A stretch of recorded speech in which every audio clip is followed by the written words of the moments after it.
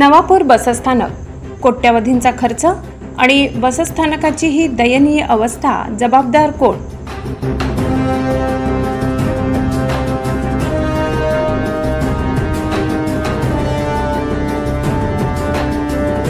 नवापूरचं बसस्थानक जिथं लाखोंचं नाही कोट्यवधींचं बजेट खर्च झालं, पण प्रत्यक्षात काय? धूळ, मातीचे ढीग, उघडा गटार आणि बकाल व्यवस्था. बसस्थानकाच्या पुढच्या बाजूला थोडीफार साफसफाई दिसेल, पण मागचे चित्र अजूनही वास्तवाला काळीमा फासणार आहे.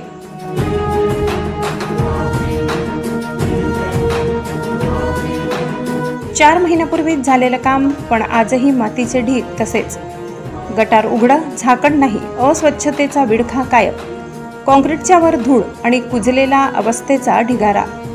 रिपेरिंगच्या नावाखाली केवळ रंगरंगोटी.